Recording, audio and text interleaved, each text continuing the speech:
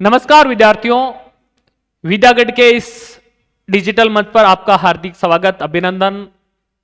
रीट विद्यार्थियों के लिए एक खास चीज लेकर आया हूं, खास बात लेकर आया हूं, क्योंकि पिछले काफी दिनों से रीट विद्यार्थियों के कॉल वे मैसेज आ रहे हैं कि सर बहुत ज्यादा टेंशन आ रही है, कम समय बचा है, इस कम समय में क्या क्या पढ़ें क्या नहीं पढ़े, बहुत सारा भार सिर पर लेके खड़े हैं हम, अपन को क्या करना है। तो उस विषय वस्तु के बारे में मैं बताने वाला हूं, एक एक पॉइंट के बारे में डिस्कस करने वाला हूं। तो इस वीडियो को जरूर देखें, यहां पर कुछ खास बातें मैं आपको बताने वाला हूं जो एग्जाम में आपको याद रखनी है, एग्जाम टाइम से पहले याद रखनी है। तो आप पहले इस स्क्रीन पर देख रहे हो, रीट विद्यार्थी सदमे में हैं, बहुत ज्यादा टेंशन लेकर बैठे हैं। अब क्या नहीं विषय वस्तु पढ़े कि नहीं पढ़े, कौन सा टेस्ट दे नहीं दे, बहुत सारी बातें हैं। पेपर को कैसे हल करें, पेपर में क्या परेशानियां आएगी, उन चीजों को लेकर मैं आपके बीच में रूबरू हो रहा हूं। तो अच्छे से देखिए भाई, बहुत ही इंपॉर्टेंट बात बताने वाला हूं। सबसे पहले मैं एक इंपॉर्टेंट चर्चा करूंगा आपके बीच में, रीट को लेकर चर्चा करूंगा कि भाई रीट लेवल 1 और 2 के विद्यार्थी क्यों सदमे में हैं। इसलिए है कि जो विषय वस्तु है, जो पुराने वाली विषय वस्तु है उसको पढ़ेंगे, नई चीजें पढ़े, विषय वस्तु को लेकर टेंशन में बहुत ज्यादा। तो दोस्तों मैं आपको बताना चाह रहा हूं कि आपको नई चीज बिल्कुल भी नहीं पढ़नी है, नई चीज बिल्कुल भी नहीं पढ़नी है। आप पुराने जो आपके नोट्स है, पुराने नोट्स बनाए हुए हैं पुराने, वो आपको बार बार पढ़ने हैं। जितनी बार पढ़ोगे आपका स्थायित्व बहुत ज्यादा मजबूत हो जाएगा। पुराने नोट्स पढ़ने हैं, जो आपने जहां से कोचिंग लेके रखी है, जहां से आपने पढ़ाई की है, जो नोट्स बनाए हैं आपने, वो बार बार आपको उनको नोट्सों को पढ़ना है ताकि आप उस पार्ट को मजबूत कर पाए। ठीक है भाई, विषय वस्तु नई बिल्कुल भी नहीं पढ़नी है, यह विशेष तौर से ध्यान रखें। नई विषय वस्तु में उलझ गए ना तो पुराने वाले डाटा आपके डिलीट होते रहेंगे, इसलिए ध्यान रखना है, नोट्सों को बार बार पढ़ना है। दूसरी बात यह है, आपका क्वेश्चन रहता है कि भाई सर जो आपके टेस्ट हो रहे हैं वो टेस्ट दें कि नहीं दे। टेस्ट तो देने ही है, टेस्ट तो आपको देने ही है, लेकिन टेस्ट में नंबर कम आ रहे हैं। सर टेस्ट में क्या नंबर कम आ रहे हैं, टेस्ट में नंबर कम आ रहे हैं तो टेंशन बहुत ज्यादा होती है। कोई टेंशन नहीं लेनी है, यहां पर नंबर कम आ रहे हैं, यहां से कम 10 से 15 नंबर वहां पर बढ़ने वाले हैं मेन एग्जाम में, तो टेंशन बिल्कुल नहीं लेनी है। बिल्कुल मतलब तटस्थता के साथ में काम करना है, आप आराम से काम करना है, बहुत दिलो दिमाग से काम करना है, तब कुछ भी नहीं होगा। टेंशन बिल्कुल नहीं लेनी है। टेस्ट में नंबर कम आ रहे हैं, आने दो, लेकिन टेस्ट को बार बार देना है। जो भी आपके क्वेश्चन गलत हो रहे हैं उस क्वेश्चन को रब रजिस्टर में लिखो, क्यों गलत हुआ है उस पार्ट को देखो, उसके आसपास के क्वेश्चनों को देखो, आप धीरे धीरे मजबूत हो जाएगा और नंबर भी ज्यादा आना शुरू हो जाएगा।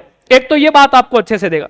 दूसरी बात, एग्जाम में बैठने के बाद में पेपर को हल करते समय एक महत्वपूर्ण बात बता रहा हूं, उसका ध्यान रख लेना लाडलों। और वो जो मैं बात बताने वाला हूं, यदि उसका अनुसरण ही करना है आपको बहुत बेहतरीन ढंग से, वो नहीं करोगे तो एग्जाम में आप क्वालिफाई नहीं कर पाओगे। इस बात को विशेष तौर से ध्यान रखना है। वो कौन सी इंपॉर्टेंट बात है, तो ध्यान से सुना। भाषा की बात है। किसकी बात है? भाषा की। भाषा में हमारे पास में 2 भाषा होती है। भाषा 1 अपन हिंदी ले सकते हैं भाषा 1 में, या संस्कृत ले सकते हैं, कोई ना। और भाषा सेकंड के बारे में मैं बात करूं तो भाषा सेकंड में अपन संस्कृत लेते हैं और इंग्लिश। अब देखो, अब यहां पर क्या गड़बड़ होने वाला है, यहां पर इंपॉर्टेंट बात बता रहा हूं, उसको ध्यान से सुनना है। पेपर में होता क्या है, सबसे पहले भाषा आएगी प्रथम और उसके बाद में सेकंड आती है। प्रथम भाषा में पहले हिंदी आएगी, संस्कृत आएगी, इंग्लिश आएगी और बाकी सारी भाषाएं आएगी पहली, उसके बाद में दूसरी भाषा होती है संस्कृत, इंग्लिश और सारी, है ना। एक तो ये याद रखना। अब अपन क्या करते हैं, भाषा निकाली और प्रथम हिंदी आई और उसके बाद में संस्कृत आई। अपन फटाफट में रहते हैं, अपन के पास में क्या रहता है भाई साहब, प्रेशर रहता है, और वो भाई साहब अपन जो प्रथम भाषा संस्कृत होती है उस प्रथम भाषा संस्कृत को की अपन कर लेते हैं। प्रथम भाषा संस्कृत को भी अपन क्या कर लेते हैं, पेपर में पूरा का पूरा ओमार शीट भर लेते हैं और मामला गड़बड़ हो जाता है और पूरा का पूरा मामला गलत हो जाएगा। पूरे के पूरे 30 क्वेश्चन गलत हो जाएंगे। हाँ, टीपे से 1-2 सही हो जाए, 3-4 तो वो अलग मैटर करता है ना। तो अब देखो अपन को क्या करना है, सबसे पहले भाषा में जाना है और भाषा में गोला कर लेना। ऊपर प्रथम भाषा हिंदी गोला कर लिया, अब आगे निकलो, संस्कृत आगे आई, इंग्लिश, उसके बाद में सेकंड भाषा शुरू होगी और सेकंड भाषा संस्कृत है या इंग्लिश है या कोई सी भी हो, हिंदी है सेकंड भाषा, उसके ऊपर गोला कर लेना है कि अपन को यहीं से पेपर करना है। यह विशेष तौर से ध्यान रखना है मेरे भाइयों। यहां पर आप गड़बड़ कर दिया ना तो आप इस रिट में वंचित रह जाओगे, रिट में आप क्वालिफाई नहीं कर पाओगे। इन बातों का विशेष तौर से ध्यान रखना है, ये बातें आपके लिए बहुत ही कारगर साबित होने वाली है, तो इनको अच्छे से देखना है। और क्या करेंगे सर, और क्या करने वाले हैं, रीट के विद्यार्थियों को मैं यही कहना चाहूंगा कि अरे मेरे भाइयों, रीट के विद्यार्थियों ध्यान से सुन लेना ये भी बात। देखो आपके देखो आपके पार्ट में जैसे शिक्षा मनोविज्ञान है, शिक्षा मनोविज्ञान का पार्ट है, शिक्षा मनोविज्ञान का पार्ट है, और उसके बाद में शिक्षण विद्या है, शिक्षण विद्या लेवल 1 वालों ध्यान से सुन लेना। आपके लगभग 50% का पार्ट ये आएगा, 50% इसका पार्ट आने वाला है। शिक्षा मनोविज्ञान और शिक्षण विद्या, इनका 50% पार्ट आने वाला है। इसको थोड़ा अच्छे से देख लेना है। और उसके बाद में मैथ्स का, अरे लेवल 1 वालों, मैथ्स में आप 30 में से 30 स्कोर कर सकते हो। मैथ्स के फॉर्मूले पढ़ के अच्छे से जाना है, बहुत कारगर साबित होने वाला। मैथ्स में ज्यादा नहीं आएगा कुछ खास करने वाला, लेकिन मैथ्स में जो फॉर्मूले अच्छे से याद करके जाएगा, और भाई साहब मेथड में इतना कोई खास है नहीं, मेथड आराम से कर लोगे क्योंकि लगभग सेम पार्ट का मेथड होता है, आराम से कर लोगे। मैथ्स में 30 में से 30 नंबर ला सकते हो। बात रही हिंदी और संस्कृत की, दोनों लगभग बराबर है, दोनों पार्ट बराबर है। यदि जिसको हिंदी अच्छे से आ रही है तो वो संस्कृत को आराम से कर लेगा, कोई टेंशन वाली बात नहीं है। जनरल कैटेगरी में 90+ नंबर लाने हैं, टारगेट 100 का बना के चलना है, आराम से क्लियर करोगे।